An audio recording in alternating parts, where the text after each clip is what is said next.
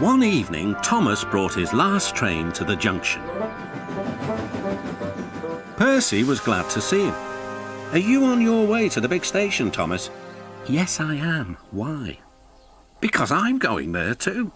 "I think something's up." Toby looked at the sky. "Where?" "Not up there, down here," laughed Thomas. "How can something be up when it's down?" Thomas was too excited to explain. "Bust my buffers, look over there. Mavis, Boko, Bill, Ben, Donald, Oliver and Douglas paraded past." "Good evening, you three," whistled Donald. "Aren't we all a fine sight?" "Very splendid indeed," admired Toby. "But sorry we can't stop. The Fat Controller wants us all together at the station." "What is this about?" asked Thomas. "The Fat Controller has a plan," answered his driver. "Come on." So they followed the other engines to the big station at the end of the line.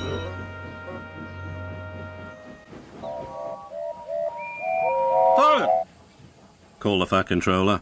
"I have an important letter to read from a little girl who is 5 years old." "Dear Thomas and all the engines, please can I meet you? My friends say they would like to meet you too. You could come to my house for tea, but my mummy says there aren't any railway tracks to my house. Can you come to the station instead? Thank you very much." "It seems," continued the Fat Controller, "that there are many girls and boys who would like to meet you. Therefore, we are all going to the big city far away." "Hooray! Hooray!" the engines whistled. "Silent!" called the Fat Controller. "Other engines will be working here while you are away, so please show them what to do." As Annie and Clarabelle were going to the big city too, Thomas and Oliver practiced with some other coaches.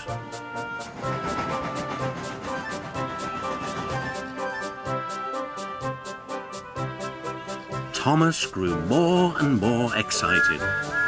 Too excited for his own good. "I'm glad I'm a splendid engine," he puffed. "The Fat Controller thinks I'm really useful. I had a race with Bertie once. I whooshed through the tunnel and stopped an inch from the buffers." Then Thomas made his mistake. "Just like this," he boasted.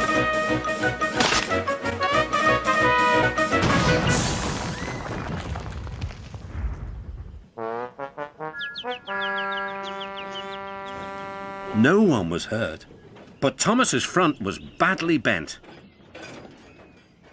They telephoned to the Fat Controller. "I'll send up the workmen," he said. "But if they can't mend Thomas in time, we'll have to go to the big city without him." Poor Thomas. 8 o'clock next morning. The engines waited at the junction. Toby and Percy were each on a truck, and Duck had pushed them into place behind Edward. Gordon, James and Henry were waiting to lead off. They whistled impatiently. The Fat Controller looked at his watch. "I'll wait one more minute for Thomas, then we have to go."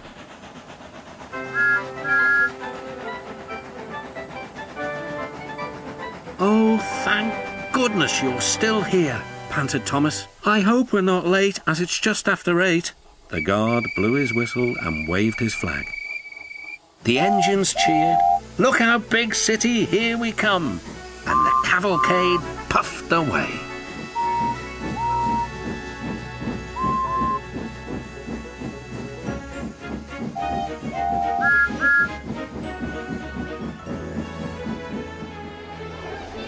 Later in the big city, all the engines were lined up in a splendid shed. The children were delighted to meet their friends. "I'm glad the little girl wrote to us," whispered Thomas to Percy. "Isn't it wonderful what happiness a letter can bring?"